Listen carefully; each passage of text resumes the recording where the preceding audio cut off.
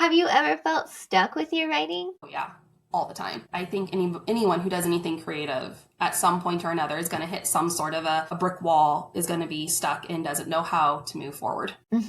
How do you get unstuck? Sometimes I don't. Sometimes it takes a while. I'd love to say that, oh, you just got to get up and go take a walk. That does not always work. Sometimes it hmm does. Sometimes I have to fully step away. Sometimes I can't get past it. And that was something that happened a lot in book one of my food truck mystery series. There's a really key point in the book, and I just could not figure out how to actually make it logical. And it had to deal with security cameras. And I think I spent a good week just going back and forth multiple times a day with my agent and just talking about security cameras.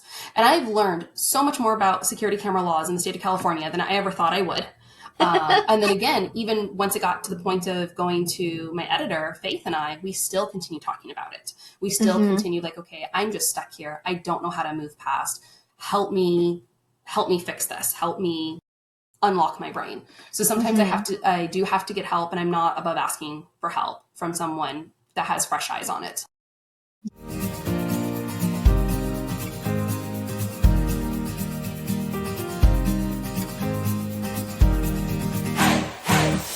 Hello, and welcome to So I Wrote a Book, Now What? Where writers chat about writing. My guest today is Carmela Dutra. Her debut cozy mystery novel, A Murder Most Foul, comes out this September from Crooked Lane Books. And we talk about everything from this novel, from very start to finish, how she got her agent. And I was so inspired by her and by this conversation. It kind of reinvigorated me to go back into the novel that I'm working on. So I just can't wait for you to hear it. Let's get into it. Hi, Carmela. Thank you so much for joining me. Thank you so much for having me, Nicole. I'm really excited to be here. So, what made you decide to write a book? That's a really good question. I thought about that, but I actually started with children's literature when I first started writing, and that was a gift for my niece and nephew. And then so I stuck with that for a few years. I did query back in the old days when you still did it snail mail and mailed it in, waited 6 weeks and hoped to hear Cool. back. And so I did that, ended up with a small press out in Sacramento. Um, and then so I continued with that for several years. But I just kept thinking to myself, I want to write something else. I want to try my hand at adult. I want to try my hand at maybe even YA, but I was always, I guess, scared, thinking that like, I don't have enough imagination. I don't have enough words to share. How am I supposed to make like a 60,000+ book when I'm only writing 1,000 word books? So I just kind of at first stayed in my bubble where I felt safe. And then it was actually during the pandemic when I wrote my first adult manuscript. Was it something about the pandemic specifically, or was it the fact that you had more time?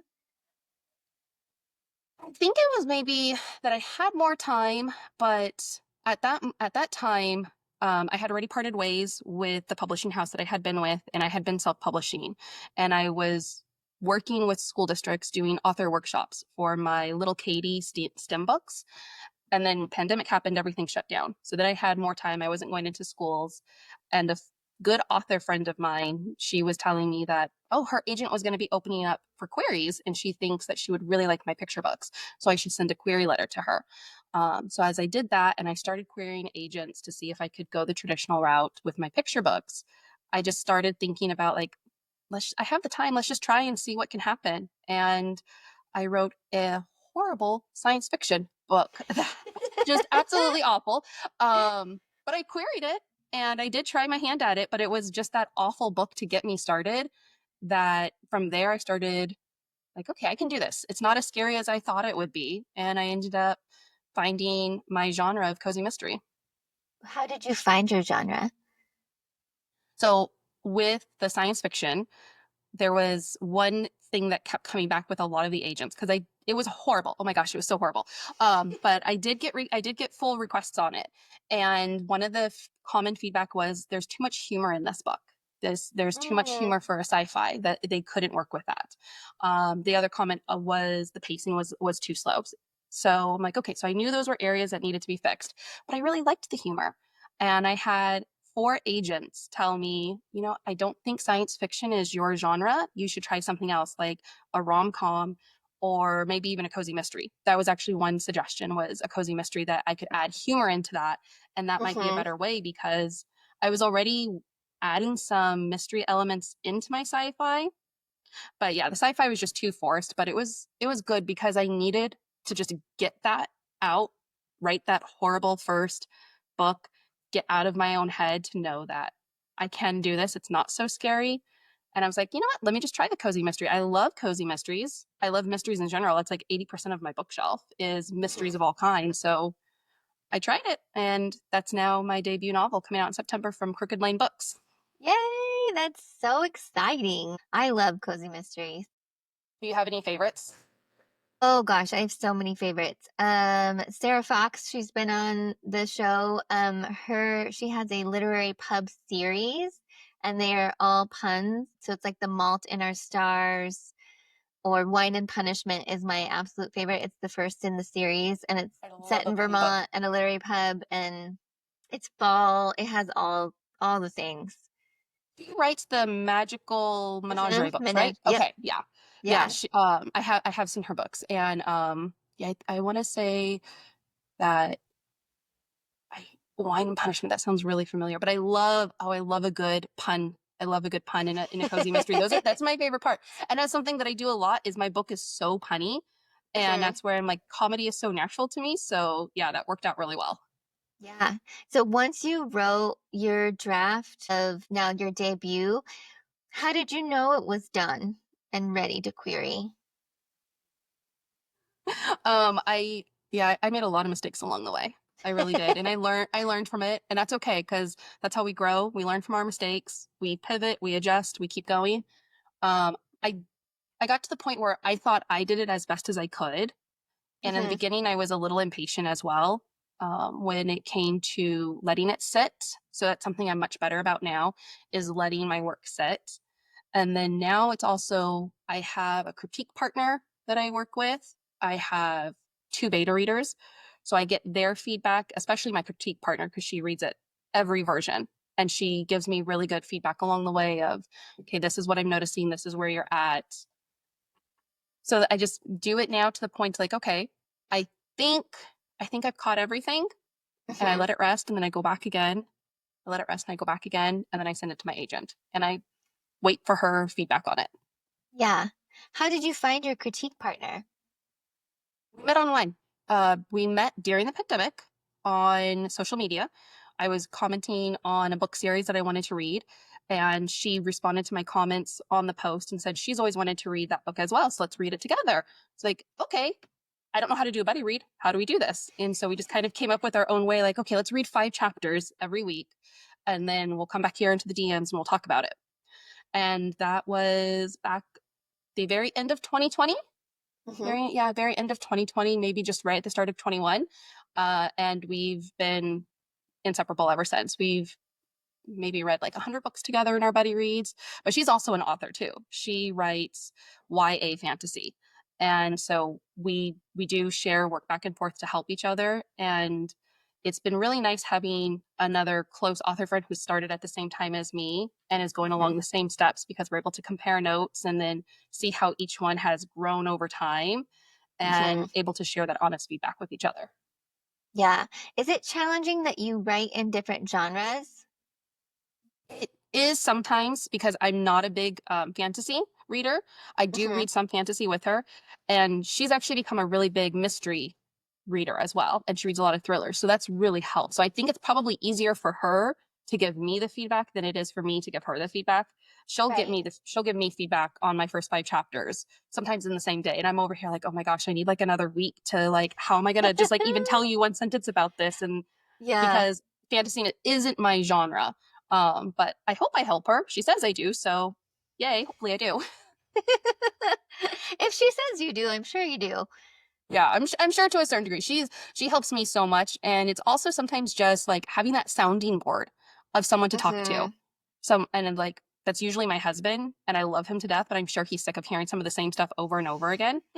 And so like having her to be able to like, okay, this is my imposter syndrome today. This is where I'm struggling. And she's struggled with the same thing. She can understand it on a different level. When you write your books, do you plot them out first? I do now. I did it in the beginning. When did you start? And how? So that's actually something from the very beginning. Even with children's books, I was a pantser. Like I was just a pantser, and I'm like, this is what works for me. I'm just gonna figure it out as I go along. And I did the same thing with my cozy mystery because my thought was like, anybody could be the killer. Let's just see where this goes. Right. Like I'll find out when the reader finds out. And Exactly. Why and wouldn't that work? it worked in theory, but I had a lot of structural issues Mm. with my cozy mystery. And so it was actually my agent that I signed with. She taught me how to plot. She spent so much time before she even offered representation. We spent like 4 months just talking back and forth via email, of her giving me tips, giving me suggestions. She gave me a book to read. She gave me a blog to read to teach me the fundamentals of plotting. Mhm. And now that's helped so much. And so my Who is your agent, agent? Can I ask? her name is Lindsay Guzardo. She's with Martin Literary Agency. She used to be a senior editor. She worked at Amazon Books. She also worked at Penguin, and so now she's a senior literary agent at Martin Lit. And she was so patient with me because like my book was a hot mess. It really was. But she Uh, must have really seen something in it to spend that time even before you signed, going back and forth to like improve it. Did she give you a revise and resubmit kind of thing? Or was it just kind of how did that work? a really good question. So when I queried her, I managed to query her right before she closed to submissions, and I didn't hear back for 8 months. And at that point, Query Tracker had closed it as a CNR. And so I ended up getting an email from her one day asking me if it was still available, that she really liked the concept. And she was also asking for like the whole series. Where did I see this book going? Because as most cozy mysteries, there's series potential with them. They all get wrapped Hmm. up in one book, but you can keep building the series. And then she also wanted to know if I had any other books or any other projects I was working on. So I did all of that. I shared it with her. I sent her the manuscript, and she told me I would hear back from her within about a month. And I did. And so she gave me some very good feedback. And so she had told me that she wanted to see a plot outline from start to finish. And Hmm. so, and like the full synopsis. So for anyone listening, if sometimes it can get really confusing for authors, what does a full synopsis actually mean? Because that was something I struggled with too. And Hmm. it's all the key details, all the key plot points from A to Z in your book, including all spoilers. You don't have to go into all the little subplots, but all the main beats have to be explained in your synopsis. And I was honest with her. I said, I've never done that before.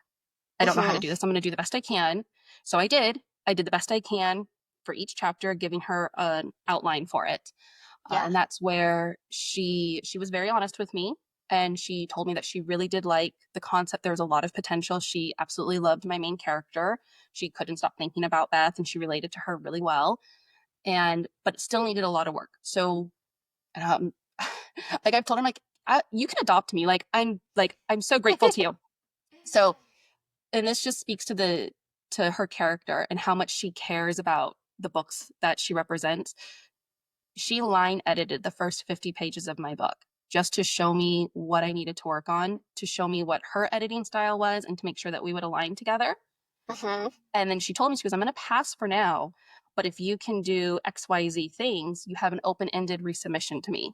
And so she told me to take as much time as I needed, that she didn't want me to rush on this. She wanted me to really take my time and focus on learning how to plot and build a detailed plot summary from start to finish of this book, and then send it back to her when it was ready. So I did. I did my Hmm. homework. I learned how to plot. I ended up becoming a huge fan of Save the Cat. I realized, okay, that's what I need. I need that good structure, but I still allow myself enough room for the characters to surprise me. And that does happen. And then about like 3 months later, I sent it to her. I was honest again. I told her I said I did the best I could. I read The book that she recommended was Sid Field, The Foundations to Screenplay and like the fundamentals for how to write a script.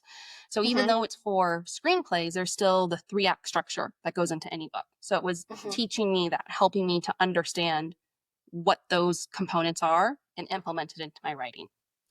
So I sent it to her.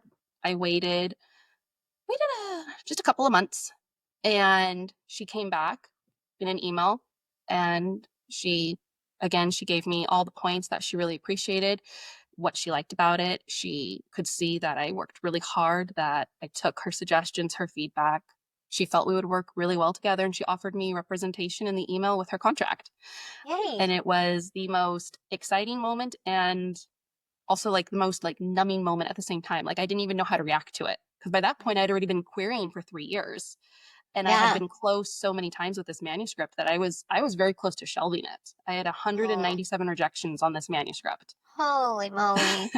and and I just like I for me, we had talked throughout the whole summer, and I was like, oh my gosh, so many authors talk about their dream agent, Yeah. and I never really felt that that term was like a good term for me, because I didn't know who my dream agent was. Mhm. I can't really get that sense off of reading a bio. I can't get that sense off of their manuscript wish list, because, Mhm. there was a couple other agents I had been in talks with about representation, but we didn't click. We did not get along. And really, it is a partnership. It is like kind of like a marriage, as it's been compared to. You have to really be compatible and be able to work together and have that give and take. And I had that with her. And I was so hopeful that she would offer representation, but I didn't want to hope, Right. because I'm like, she spent so much time in helping me and teaching me so much that I will always be grateful to her, because I really do believe it was her patience and her seeing the diamond in the coal, because that's really what my book was. When I look back at that draft, it was just a big lump of coal that she really helped to refine and help it to come to its full potential before we went on submission. Yeah. I also think that it's amazing that you were able to take the feedback, because I feel like sometimes, especially when you're querying and you've worked so hard on this book and maybe previous books too, it's hard to hear sometimes what you need to fix or what you need to learn. Do you know what I mean? Like sometimes it's easier to say, well, it's just one person's opinion. Yeah, no, totally. I can get that. Yeah, I think it's a testament to your strength as a writer too, that you were able to take the feedback and apply it in the way that worked for both of you. For me, I'm a firm believer in, I'm trying to grow, I'm trying to improve. I'd also, I take into consideration, like if I'm getting like the same feedback from multiple agents, then there's something there. Mhm. Now, I didn't with all the agents that I queried, I didn't take all of their feedback. Some of it didn't resonate with me. And it was some of it too is also the way that she explained it. Mm. Lindsay was just so kind and so patient and detailed in her emails, that I was really able to then take a step back and see it from a different perspective. And I was like, okay, wow, I do see how this will benefit. There were a few areas that I was like, okay, I will do anything you want. I will, kill my darlings, take whoever you need, but do not take my giant chicken suit, because so so my Yeah. book, it's a culinary cozy mystery. It's about a set of twins who run a chicken themed food truck called Clucking Good. And the title of my book is A Murder Most Fowl, FOWL. Very punny. And one of the characters in the book, she wears a giant chicken mascot as like the way to promote business. So I'm like, whoever you need, kill my darlings, I don't care, but save my chicken. So I'm that so was my line happy in the there's a sand. giant chicken soup. And she's like, no, I'm team chicken all the way. We are keeping that chicken suit. And I said the same thing to my editor. I was like, I don't care what I need to do. I don't care who I need to change, but don't take my chicken suit. I'm like, I will die on that hill. But again, too, she was also like, no, the chicken suit is like a huge part of my book. And it really is. The chicken, that we have all become one with the chicken in my book. That's wonderful.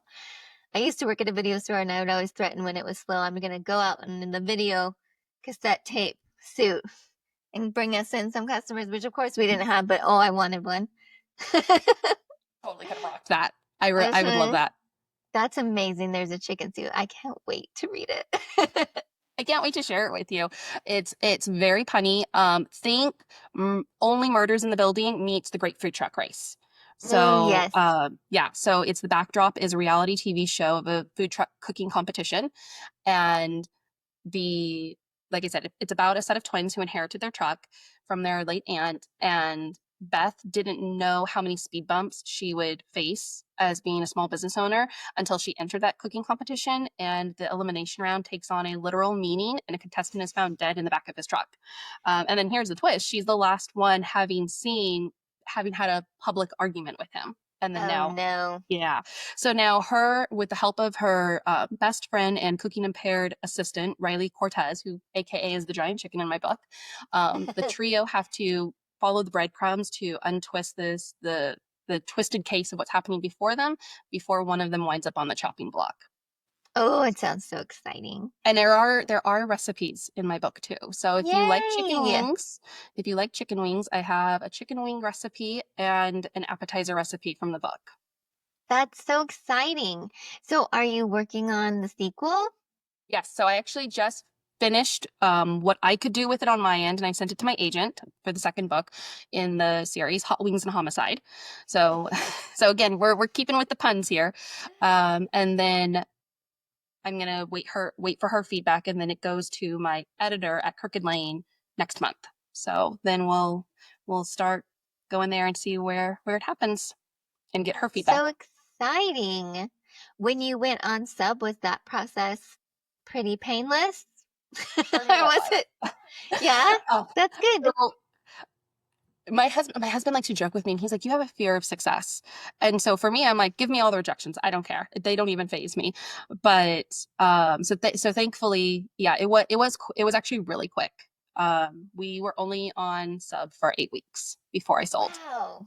So That's it super was really quick. fast, and it went really quick. Within 1 week from my editor receiving the manuscript to her offer, it was only 1 week.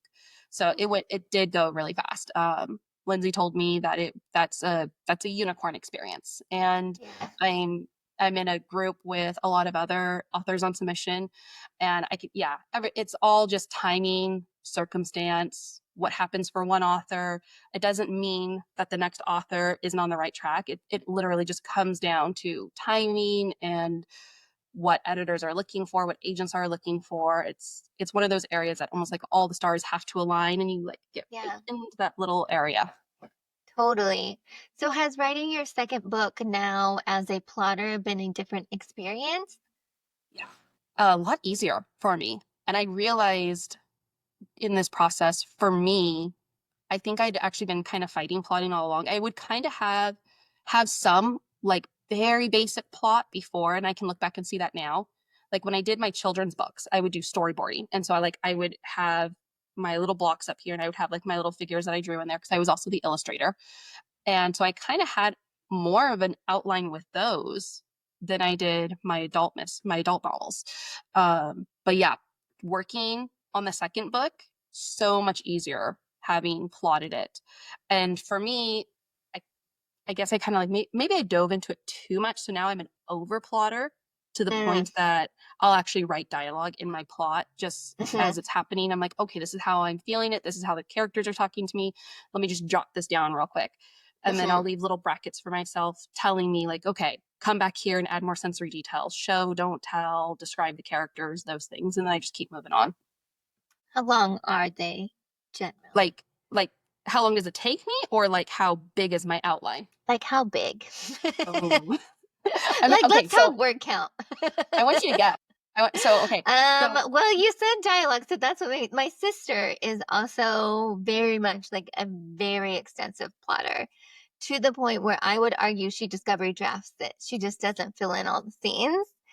Um, and I am a discovery drafter, although I try. I really try to be a plotter. But like you said, sometimes the characters surprise me. They surprise me the whole time. It's, um, so I was just curious. If I was gonna guess, I would say your outline is 15,000 words. you're about right on track. Um, Yes. you That's actually like a really party are. trick. Yeah. So, I just had this conversation yesterday with my husband at lunch, and it was a working lunch where I'm working on another project that I'm going to send to my agent, and I'm almost done. I'm 2 chapters away from finishing it and the epilogue. And he asked me, he's like, "So how big is it?" And I'm like, so I had him guess, and he's like, 400. And I'm like, words? Like, no, I'm like at 30. And he's That's like like, an what? email. Come on. And he's like, and then he was arguing with me. He's like, I'm like, yeah, I said this particular one, like my plot outline is like almost 30,000 words. And he's like, you just wrote the book. He's like, you did not plot that. And I'm like, no, I'm like, it really is a plot, but I'm like, I'm having all my beats that I'm hitting. And Hmm. that's for me just what I need, that firm structure for myself. And it Yeah. keeps me more focused, and it's easier for me when I step away to come back and pick up where I left off. That was something I Yeah. struggled with really hard as a pantser, that I would step away and it would be really hard for me to get back into where I was. Now, that works for some. Like there are some who are pansters and they do great. And I think that's awesome.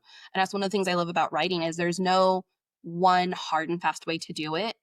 There's so many different avenues to get to the end result. It's however it's going to Hmm. work best for each author. Hmm. Yeah, definitely. Um, oh, I had a question. Oh, you said that the characters surprise you sometimes. So when they surprise you, like, okay, let's say you have your big outline and then you're writing the book and they surprise you. Like, how do they surprise you? And then, second follow up, do you go back and re-outline or do you keep moving on in your draft from there? So the in some of the ways that they surprise me is, for example, my A Murder Most Foul. It was originally supposed to be just Beth as like the main character, and her twin brother Seth, he was just supposed to be like this very side fluff character that maybe popped in or out a couple times. Hmm. And as I was going through it and plotting it after with Lindsay, I realized no, he needs a much bigger role. And the way I was writing it, it was just leaning that way, and that's where his character started taking over. And then that happened again in book two. So in book two, there is this one character that I wrote. His name is Larry, and again, it was supposed to be just a quick pop in, but he ended up becoming more than that. And my husband says I did him dirty. And I wanted to create just like this total, like, oh, heebie jeebie cringe person, like that high school crush that you don't like. It's totally one way, not reciprocated. And that's how he is in the book toward Beth. But I realized I'm like, oh no, his character is like such a bigger role and he needs to be in multiple books now. And so Mm, that's how it started happening is I was writing it and I'd wrap it up, but I couldn't stop thinking about him. And like I would hmm. hear things that he was saying in my head because I really do have multiple voices going on, talking to one another, demanding attention. So usually I'll just to answer the second question, I'll just like write a note, put it on my I have 2 bulletin boards where I work, and it's just covered in sticky notes.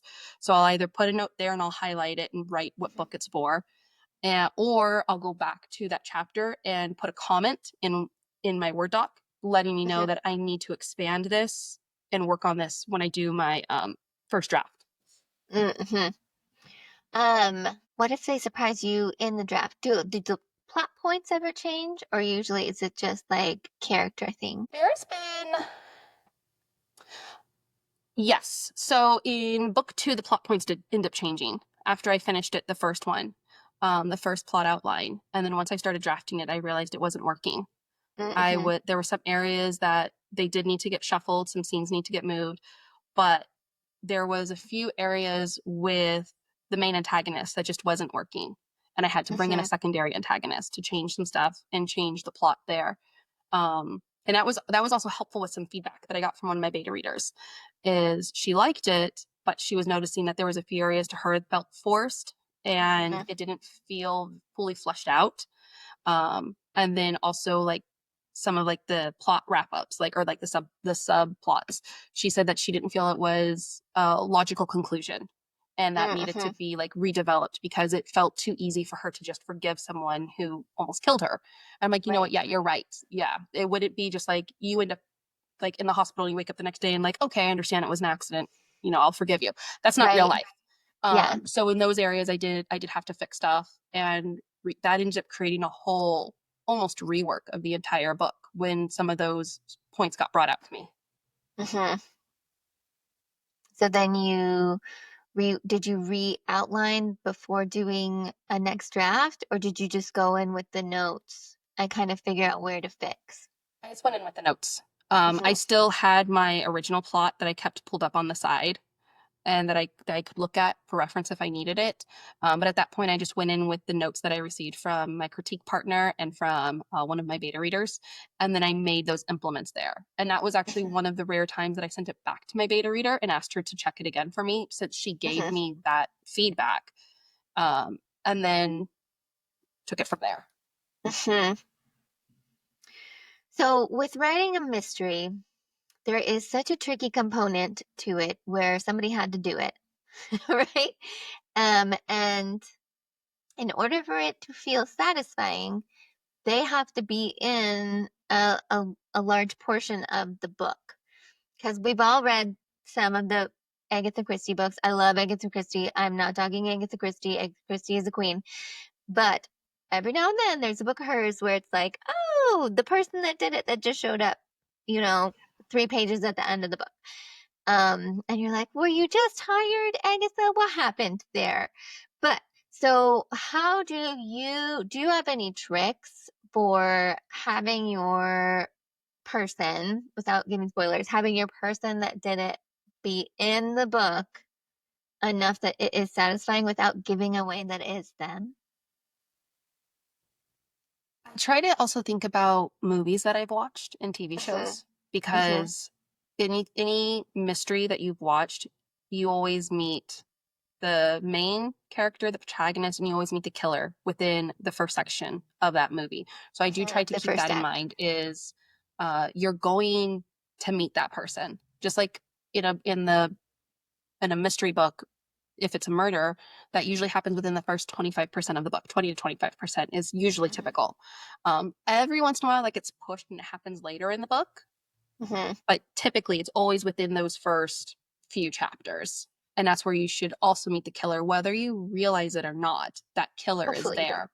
do. Yeah, hopefully, because that has happened to me, and I realized that in book two, I was like, wait a minute, I didn't introduce the killer until much later in the book, and I had to go back and Hmm. fix that. And so I Yeah. thought to myself, how could I add that person in where it felt natural? And so sometimes that takes just reworking it back and forth, and then sometimes I'll even like just brainstorm it out loud. Like, does that feel natural? Does that read natural to me? Does Hmm. that fit? Because like I can tell because I'm a huge reader and Hmm. I'm always devouring mystery books. I can tell when something feels forced. So that has been something that's helped me, is as I'm reading other books in my genre, kind of like keeping track of stuff, keeping notes and how Hmm. that's been done, like how they hit those points. Am I matching that same beat, or am I falling behind, or am I too soon? Right. And when you lay the clues, I write multiple genres, so I write mysteries and romances, but and I feel like it's sort of the same when you lay, because you have to lay your little seeds no matter what book you write, but it's so tricky when it's a clue. Like I always feel like I think of that meme, Parks and Rec. I don't know if you've ever watched that show, but I know the there's show, but I never watched it. oh, it's right. There's a meme of two of the characters and they're like tiptoeing and they're like, don't be suspicious. Don't be. And every time I write a clue in the book, I'm like like so delicately just adding this right here. Do you have any way that you lay in the clues, or do you go back and rework the clues? Sometimes go back and rework the clues, especially if I'm Hmm. just doing it for like the first or second time around. I'll also try to mix it up and put some Hmm. super obvious ones mixed with something subtle. Hmm. So you're seeing the glaring one and you know it's the glaring one, but sometimes you're so focused on that you don't catch the Easter eggs that are hidden within it. Oh, that's a good trick. I love that. It's It's such like a it kind of like tricky sleight of thing. hand. You're Hmm. looking over here, not realizing it's actually happening to the right. You're looking to the left because that's where Totally. it's all happening. But it's actually, you're supposed to be looking over. And that's not always the case, but that is Yeah. something that has helped me with some, especially in book two, was something that I tried to make sure of, is throughout certain parts with red herrings is also like adding that sleight of hand in there where there's a red herring, but there's also the truth in there at the same time. Oh, that's so good. I'm gonna have to go reread my books, rethink some things. I can't say if it works yet. I'm not. My book hasn't come out yet, so we'll find out what readers have to say. Um, but that's what I've been doing. So who knows? I don't know if it'll actually work or not. But I hope it Yeah. does. I hope it does. Have you ever felt stuck with your writing? Oh yeah, all the time. That I think anyone who does anything creative at some point or another is going to hit some sort of a brick wall, is going to be stuck and doesn't know how to move forward. Hmm. How do you get unstuck? Sometimes I don't. Sometimes it takes a while. I'd love to say that, oh, you just got to get up and go take a walk. That does not always work. Sometimes it Hmm. does. Sometimes I have to fully step away. Sometimes I can't get past it. Um, and that was something that happened a lot in book one of my food truck mystery series. There's a really key point in the book, and I just could not figure out how to actually make it logical. And it had to deal with security cameras. Hmm. And I think I spent a good week just going back and forth multiple times a day with my agent and just talking about security cameras. And I've learned so much more about security camera laws in the state of California than I ever thought I would. And then again, even once it got to the point of going to my editor, Faith, and we still continue talking about it. We still Hmm. continued like, okay, I'm just stuck here. I don't know how to move past. Help me, help me fix this. Help me unlock my brain.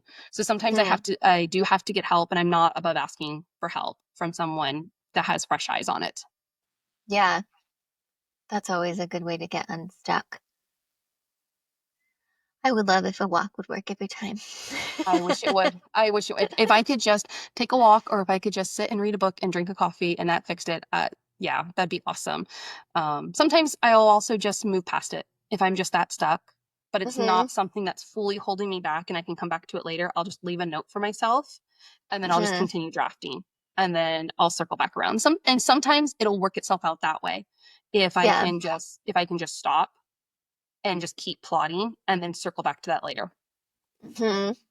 Because that was something that I did in book two. Um, yeah, in book two, I needed to figure out how to add another scene to this area, but I didn't know how. I knew it Hmm. needed something more, but I didn't know what it was. And I spent a good 2 weeks on it trying to figure it out, and it was just holding me up. And so finally, I was like, you know what? I can still keep going because I know where the rest of the book is supposed to go. I'll just leave a note, highlight it in yellow, and come back to it later. Hmm. Yeah, I do find leaving the notes are like brackets. Insert this here is often helpful when you just need to move forward and trust that future you will somehow figure it out. Yep. And if future me doesn't figure it out, maybe future me will, or maybe Lindsay will, or my critique partner will, maybe somebody else will, or maybe I can just remove it altogether. Totally. Yeah, maybe it's not as important as you thought when you read it again. Yeah, that has happened. Yeah, to me as well. What are some books that inspire you? So when I was writing my food truck series, I thought a lot of humor because that's just something that's natural for me. And it was around the time when the Finley Donovan series by El Cosmino had just come out. There was a lot of humor and just the way that Finley and her babysitter Vero interacted. I loved it. And I realized I'm like, oh my gosh, that's me and my best friend in real life. That's what we do all the time. I mean, we're not literally hiding bodies in a backyard, but semantics, right? Um, and so it was also when more humor was starting to come out, like more like in your face humor. And I Mhm. really liked that. So that was something that really helped me to be like, you know what? I don't have to shy away from humor. I can just embrace it and add it. And same thing with the Stephanie Plum series. There's so much humor in it as well. And I love that it's something that's natural for me. So Stephanie Plum series, the Finley Donovan series, those have been some books that I really enjoy and also just other culinary cozy mysteries. I really liked the Sheila Connolly Apple Orchard series, and I've also enjoyed A Parent to Die For by Kate Lindsay, and you can't go wrong with anything by Joanne Fluke. Mhm. Yep. I listened to so many of those audiobooks of I just went through the whole Hannah Swenson catalog basically when I was pregnant with my daughter, that when she came out and she wouldn't sleep, I would just turn on one of the audiobooks and the narrator would put her right to sleep. As a mom, you do whatever also works too, right? Right? I did that with my kids. Only it was the MASH theme song because I was Oh, always nice. watching MASH. That's my favorite show. So I would put that on. Yeah. Is it challenging to have your writing with kids? There's ups and downs with it. They're a little bit older now, so now it's gotten easier. My oldest is Mm-hmm. 9, my youngest is 5. So they're understanding more that, okay, mommy goes out into the garage and shuts the door. They need to stay quiet. Noise canceling headphones have helped tremendously. So I did get my husband got me those as a gift. And I also set timers for my kids to let them know, okay, you cannot come and bother me unless something is bleeding or something is broken. If it's not one of those two things, do not come and get me until that Right. timer goes off. So that has helped. And it also I've had to learn to be flexible with it. The times when I would like to write doesn't always work for my schedule because of the kids and their schedules. So that's where I just have to be flexible and just kind of roll with it. As a mom, you understand you have different seasons, you have different ups and downs, and it's not always going to be this way. So you just gotta kind of roll with it. Yeah. What is your ideal time to write if you could pick any? It used to be in the morning. That just never worked for me with my boys. Um, I've had friends who are like, "Oh, you should join the 5 a.m. writers club." That would be great, but my kids naturally wake up at 5 a.m. So I would have to get Right. up at 4 a.m. and that's not going to happen. That's just not going to happen. And I've done everything to reset their internal body clocks. It's just not going to happen. They are early risers naturally. Um, Mm-hmm. so what time works the best for my family and has become the best time for me is in the afternoons. My husband is in construction, so he does get home earlier than a typical schedule. So when he comes home is the time when I start writing. So I'll usually get some chunks after lunch. I'm more of an afternoon writer, so it's after lunch up until about dinner time. And my husband is so supportive. He knows that this has been a dream of mine for years. He's been the driving force and so supportive behind it. So he has his own days during the week where he volunteers to do the cooking and takes care of all that stuff. So I get to get a solid chunk of writing and then come out when it's dinner time and he's already made it. So that That's helps. amazing. It is very different. I feel like, well, I mean, I feel like everybody has challenges that impedes their ideal writing situation, except for maybe Stephen King, because that's his job. His I only mean, job. ideally, if I could have maybe an office that wasn't inside the house, I think that probably would help. Yeah. It's also just circumstances. I just kind of I make it work. I Hmm. do have my own area in the garage. It's a windowless dungeon basically. So I imagine what the outside world looks like when I'm out there. But it is a really nice setup that I have. My husband redid the garage to make sure that I had my own independent space because my kids are in hybrid school. So they're in person 2 days, at home 3 days. So they also Hmm. have their desks in the garage. So it's like this multi-use area. Hmm. So over this past summer, we redid the garage to give me some more mom space. This is my work Right. area. Don't touch my mess. My mess is my mess. I know where everything is in my mess. Don't try and help reorganize. Don't try and touch anything. Um, but yeah, and as they get older too, I'm sure things will change, and what works now may not work in another year or two. So I'm just gonna go with the flow and see how it works. Yeah. Do you see yourself sticking with cozies, or do you ever think you'll try your hand at different genres? I think so. So we already established sci-fi flop. Okay, I'm not going back to sci-fi. That one was just I don't know what I was thinking there. I love octopuses, and somehow I got this great idea that telepathic octopuses would be the thing. That was not the thing. That was horrible. I do think they can read minds, though. Their whole body is basically our brain matter. Right? I Yeah. I And like am with you. they're so beautiful and they're so intelligent and they can Hmm. change colors and textures. Hmm. Yeah, it was this whole And there thing. was that psychic one that predicted the World Cup in like I 2000 remember that. something. Paul. And I'm in the Bay Area, so we have the Monterey Bay Aquarium, not too far, like an hour and a half away. And there was years ago, one of their octopuses had actually learned how to escape its enclosure. And octopuses can move between tide pools, so they actually can be out of water for a short time. So I was like, oh, that'd be so cool. Imagine them walking around. So yeah, okay, getting distracted by octopus love here. Sorry. No, that's me. That's totally me. I have this whole octopus section in my house and everything. I love octopuses. Um, but I have written a romantic comedy, and I have talked with my agent about that.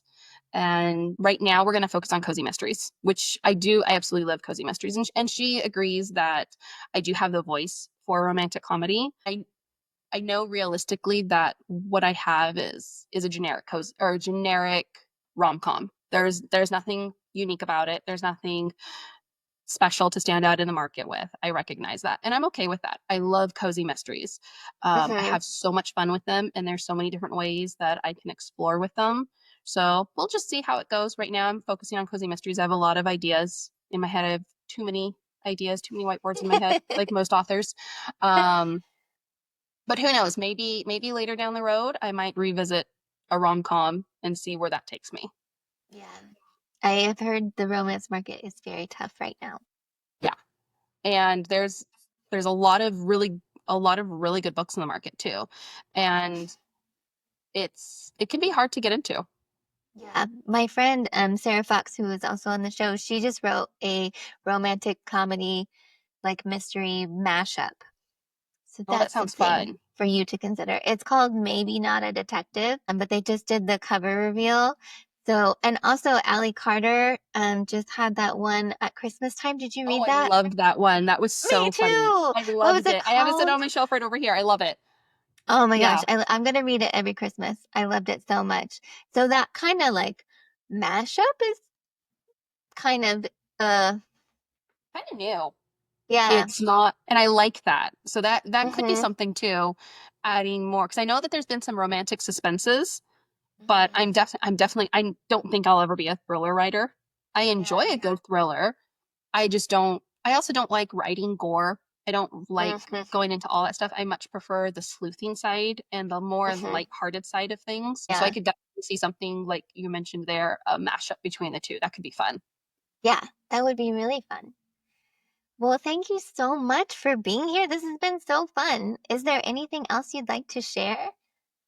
Well, I just want to thank you so much for having me, Nicole. This really has been so much fun. Our time has just flown by. So, for anyone who's interested in connecting, you can find me online at carmeladutra.com. I have all of my social medias linked on my website there. And also for anyone listening who is a querying author or is considering querying, I have a blog series on my website called An Author's Guide to Querying, where I break down everything that I went through. I believe in transparency. I believe in sharing what I've learned and paying it forward. So I go through everything from what it means to query. I include hyperlinks to websites that I use that I found really helpful during my journey. I share my query letter. I talk about having that call with an agent, red flags to watch for, how I got my agent. So I encompass everything, and it's like a 6 or 7 part series. Oh, that's So awesome. I I'll encourage link it. anybody to oh, thank you. I encourage anybody Mhm. to check it out. But also, I want to support other authors. So if you are an author listening who is going through the query trenches, you're not alone. I'm your cheerleader. I want to help you. Feel free to reach out to me. Send me a message on Instagram. You can find me at author Carmela Dutra on all the main, well, not TikTok. I'm not on TikTok. But on Instagram, on Facebook, on Threads. But again, my website, you can find everything there. And I also have a newsletter where I do share things that are happening with my book. And I also share other querying tips on my newsletter too. That's so great. Well, thank you so much. Thank you for having me. It was so great talking all things bookish with you. I'm so impressed with Carmilla, and I was really inspired by our conversation. I think it's so great that not only was she able to withstand the querying trenches with 197 rejections, she was also able to take the feedback that her agent gave her and turn it into what is now going to be her published novel. I think that is such an amazing skill that we don't teach a lot about. Like, you can teach like writing on a line level. You can teach, like, I've taken classes on all these things, but I would really love, Cece Lyra, I'm talking to you, I would really love a class on applying feedback. Like, how do you take the feedback and apply it in a way that works for everybody? Anyway, that's my question. If you have answers, please give them to me. Drop them in the comments or send me a DM. I would love to know how you apply your feedback. I hope you got something out of this conversation too. And if you did, if you could rate or subscribe or like or all the things, it helps other writers find us. Thanks so much for being here. See you next time. Bye.